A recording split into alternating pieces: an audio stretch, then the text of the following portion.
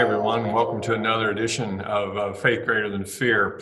We are here in August, and we are looking at just not a marathon, but a triathlon when it comes to dealing with COVID-19. And so we are always honored to have at least twice a week someone on this program who, in their faith, is living out how Jesus would want them to cope with and take opportunities for humanity in this season and for the church. And so today, really honored to have Greg Nettle of Stadia Church Planting. Greg, welcome. It's great to be with you, Mike. And, I'm a raving fan of Good News Production, so it really is an honor to get to talk with you and all of the listeners right now. Great. So we're in Joplin. You're in Ohio, is that right? Yeah, up in the Canton, Ohio area, just south of Cleveland. That's one of the things with Zoom and video. You just, you have to confirm those things. You never know where people may be in the next room or they may be in the next continent. So tell us a little bit about Stadia. Tell us what you do, and particularly in this season, how you're seeing God use yourself and your leadership in Stadia. Yeah, so Stadia is a church planting organization, and we plant churches throughout the United States and around the world. And our vision is for every child on the planet to have a church.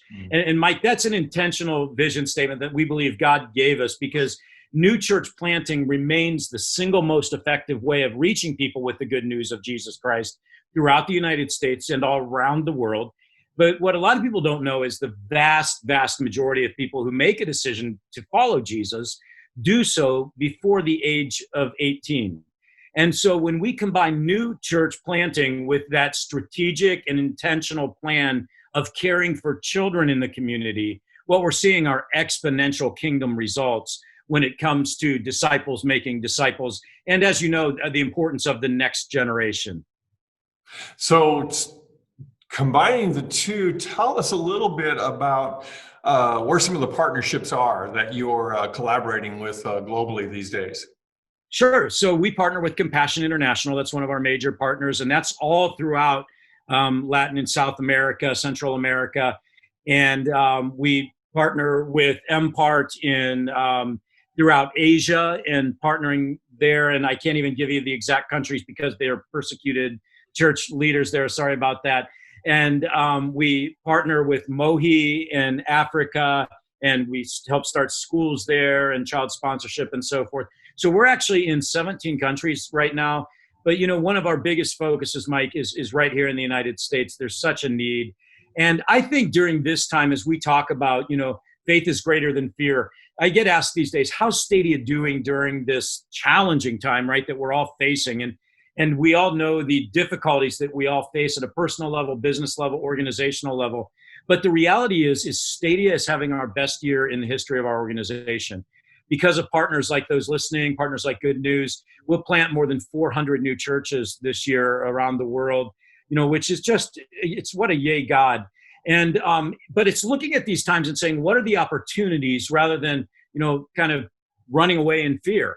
And so where, for instance, globally, where we used to be able to take people like you and our listeners on vision trips to, India and Africa and Ecuador, and we'd physically go there. Well, now we're launching what we call virtual vision trips, where, Mike, if you give me 3 hours on a morning, we can take a group of 20 people and experience Ecuador together and the sights and sounds. It's amazing what the team has put together. But I don't think we would have done that if this pandemic hadn't hit. Now, in the future, we're still going to take live trips because live's wonderful. But maybe I can take, let's say, 40 church leaders to India a year. But by golly, we can take 1,000 people to India virtually. And so it's saying, how can I take advantage of this time? So I kind of look at this as kind of the invention of the printing press and saying, what are the opportunities with the printing press? Okay, well, what are the opportunities now digitally, globally, and in the United States right now? And so this is just crazy to me. We have about 160 churches right now who are involved in digital cohorts with Stadia of groups of 6 to 10 in each group, church leaders, churches that are saying, how do we take advantage of digital? Because church is never going to be the same again. It's just not. And so how do we make the transition to not only having a great physical presence, but how do we have a great digital presence as well? What an opportunity. And so, one of the things that drives me crazy is when I'll hear a church leader say, yeah, but I'm stuck in this little church in this little town in Shelby, Ohio. And I'm thinking to myself, no one is stuck anywhere anymore. There are no boundaries when it comes to digital, right, Mike? I mean, the church in Shelby, that little town, can now be reaching multiple states in the United States, but also have a community developing in China. It's crazy right now what the opportunities are. And this pandemic, as bad as it is, God is bringing, I mean, it's a scriptural principle. God will bring good out of, every what might seem bad right now. And this is an opportunity for the church to move forward. So we're planting churches right now, and it's crazy. We have these young church planters, they're tenacious, they're entrepreneurial, they're inventive, and they're coming up with all of these crazy ideas right now of how do I reach people. So we got this one church planter, Patrick, and he was living in Michigan. God calls him to plant a church in Columbus, Ohio. Well, they hadn't even moved to Columbus, but they start doing stuff online in digital in the pandemic. And Patrick has 100 people now gathering online in the Columbus area where they're going to launch physically next year. But he already has 100 people there who are part of his launch team because he's done that digitally. So that drives down the price point of church planting because he doesn't have to move there so soon. And it also gives him a launch team there without him actually being physically present. And so I love the way that, these leaders are thinking entrepreneurially about how can we take advantage of these times. There's so much there to unpack and we'd love to, but you've hit several points. And one is that Jesus never meant for us to look at our Western diagram of the box on Sunday as the full meal of what we were being fed in terms of following Jesus. Disciple is not confined by the address of the building we worship, but by the life in the neighborhood and in the ministry we're doing to. And now you're saying with digital, we can do that globally. I know a missionary that recently had to leave his country in West Africa, went back to New Albany, and from there was able to upload, because of fast internet speeds, tons of material he couldn't have done on the slower internet. And secondly, was still doing exactly what you said, doing some searching of seekers in the main capital city of the country he was in West Africa, while doing all of this. So he was never actually disparaged and dispersed away from his calling. He just, with technology, was able to amplify it and just keep it on. Going. So we have this. We have a partner. We have a partner in Corydon, Indiana, which is the small town in southern Indiana, and the actual church. It's a great church. I mean, they're doing a fabulous job in that community. I think their attendance is 1,000 or 1,200 a weekend, so really making an impact. But they decided to move and say, we're going to plant a digital effort expression, and they all look different, right? But so they put this team together, and they're doing this. They have churches now meeting in prisons digitally. Think about this, in rehabilitation centers, so you have all these people coming out of the hospital now going into rehab centers. They can't get visits right now from their family. But this church is now having digital presence in all these rehab centers for these people, and they're having expressions of the church there. And they're reaching multiple thousands now out of that church of 1,000 people. And I think when you think creatively like that about what are the opportunities right now and for the future, it's just really unprecedented. Yeah. And I like what, you talked about the physical presence and the digital, and there's this new word we have now, phygital, right? That says the physical, and we are relational beings. And so when we say social distancing, for example, it was never meant that we weren't to interact with one another, with our family, with our neighbors, and so forth.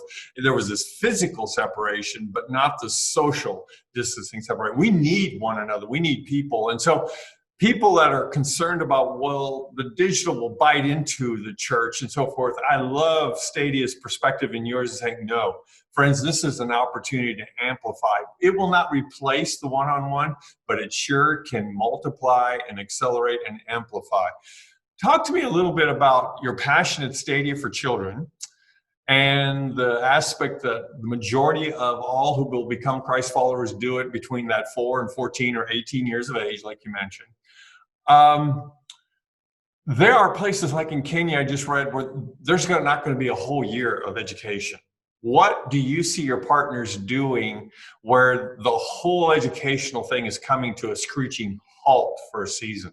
What Well, are you hearing? What are you seeing? so I think again we have to take a hard look and say what are the opportunities, what are the advantages, what can we deliver digitally right now, and especially to children. So I have a 12-year-old son here at home, and so he's not going back to school this fall, right? He's going to be doing, or at least for the first 9 weeks, and then we can decide again. But he's going to be online, and so my son can actually get his online schooling done in about an hour and a half. We discovered that this spring. Well, that was not as good as that is, and he did really well at that. That's not great because then he wants to play Xbox for 6.5 hours, which we don't love. And he can have some time, but not 6.5 hours. And so we decided we're going to do electives with him, right? And so we said, okay, Elijah, you're going to have home ec class. So he's going to learn to cook with me. He's going to learn to wash his own clothes with his mom, do those kind of things, real practical, right? But we also are going to have Bible class with Elijah. And so, so what resources does GNPI have that we can use, to Good News Productions have to that we can use to help, train our children? And so I think looking at that and saying, okay, my son's going to be home or my daughter or whoever, and what opportunities are there for us to disciple him or her in a way that we couldn't do before? And I think churches have to look at it in the same way. So rather than looking at the adult gathering that we used to do every Sunday morning or Saturday night or whatever your church did, and saying, we're just going to put that online and do it the same way. No, this is the first time really you probably grew up the same time I did, where I did sit in big people church every Sunday. And quite frankly, it was pretty boring, but I endured it and it was effective, right? Here I am today. But now, what does it look like where my son used to go to his own, middle school church during the adult worship hour?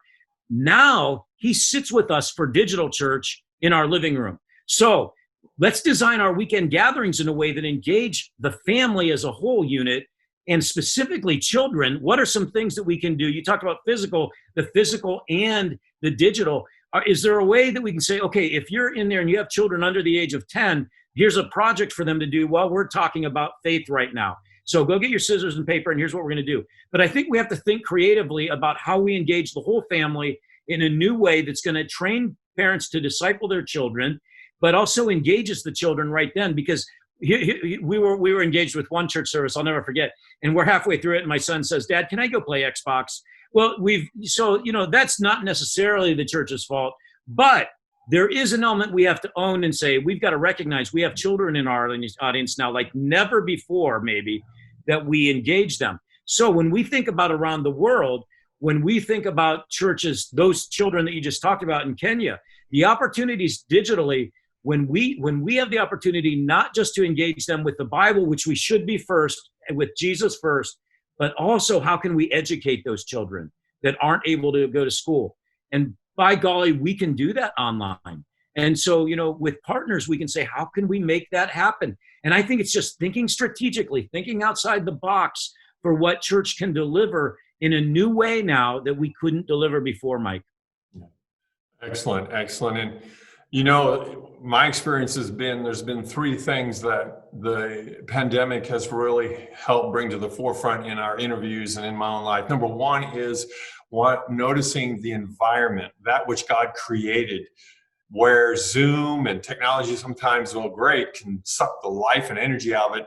There is a refreshing of going in the woods and walking with your spouse and enjoying that which God has created, number one. Number two has been family-centric, which you just talked about. We've become more family, or can become more family-centric. And number three is more neighborhood-centric, and looking at how to be engaged there. In our closing minutes, tell me what Greg, the prophet, put on a prophetic hat for a moment. What do you see in either of those three areas, or what do you see the church in the U.S. really becoming or wrestling with? This is going to be long-term, and it's not going to ever go away. We're going to be different from here on out, just like after World War II, after the Spanish flu. We're never going to be the same. What do you see? Okay, so this isn't hard for me to put on the prophetic hat because that's one of my spiritual giftings. So, and I'm so excited about this. Look at this pandemic as an opportunity, first of all. Okay, so here's what every single church in the country, please, please, please look at how you can engage digitally. Here's what we need to recognize. God is omnipresent. That is a theological principle that we all agree upon. And so that means that God is not only present when we gather together in our physical locations, but God is present in the digital space as well. And we can never forget that. God is God of all of it, and he is in all of it if we invite him into it. Therefore, I would look at this and say, so we have, I just keep thinking back to when I was a local church pastor, and oh gosh, the money we had to spend on buildings, Mike. And I'm not anti-buildings, it's a great tool. But now, in addition to those buildings, we can invite, so let's say my wife and we invite 3 or 4 other families and our unchurched neighbor and say, this Sunday morning, would you join us? We're gonna all have brunch together in our home, and we're gonna jump on our local church's website, and we're gonna share church digitally together. And then the church provides small group questions for us to discuss afterwards. Mike, what a great opportunity. And so what if you do have hundreds of people meeting in your local building, but you have hundreds, if not thousands more, meeting in the homes who are inviting their unchurched neighbors. And now then after that, then you say, okay, now we're going to do this service project in the community. And not just our physical location people, but all of these home churches out there meeting. So now you have hundreds of people gathering in the community to serve the homeless or whatever your project is. And so you are one church, right? But you can multiply out now in a way. My neighbor was not going to walk into our big auditorium of our home church. He just wasn't not. It's somewhat intimidating for an unchurched person. But our unchurched neighbor is very likely to join us for brunch on a Sunday morning and to watch a 45 to a minute to an hour-long gathering online with us, and then to, in a non-threatening way, talk about what we just learned and encountered on that thing. So I think prophetically what I would say is go after this, engage it. This is something that churches are going to do. New church plants are doing it, and the business world's been doing it for decades already. We can learn from them. That's not a bad thing. Capture everything for good. Are there downsides? Are there evil sides to the internet and digital? Absolutely. But it's what we make of it. Okay. So let's capture it for good, and God will bring good from it. Amen. Amen. Paul used the Roman road system. We had the printing press, which you talked about. God has now given us the internet and media in all kinds of forms to continue to accomplish the fulfilling of the Great Commission. Greg, it's been great to visit with you some minutes. I know you've been Zooming all day and you're probably tired, but thank you for your pleasurable visit, your prophetic insights, and just all that you do for your team and Stadia, and God's blessings to you and to your family and to the ministry there at Stadia. We want to endorse it and church planting, whether it's near and far. Any final word before we wrap up? Mike, I just, in this time at a personal level as well, I encourage our Stadia staff. I encourage our church planters. I encourage our church partners, use this time to kind of recalibrate, to be self-aware. There are things that we can all look at. And, my travel schedule, for instance, this year, it's non-existent. And I was traveling so much before, and it's been one of the best things that's ever happened to me. And my travel schedule will never be the same again. And I would just say, use this time to say, God, what kind of, my family life is better, and I want to continue that. And so use this, again, looking at everything as opportunity rather than the negative side of it. But again, thank you. Good news. And Mike, and next time in Joplin, I look forward to having coffee with you. Good. Well, you're welcome. And I so much appreciate you. And for all of you who've taken the chance to listen, the kind of Holy Spirit drop that Greg shared was the fact that God is present everywhere. Online, there is no sacred and secular. There is no holy space and non-holy space. It is all holy for anyone who follows Jesus. Thank you for that word of encouragement. For all of you online listening, thank you for tuning in. If you've been blessed, share it on your social media channels. Until next time, have a great day. Until you again tune into Faith Greater Than Fear.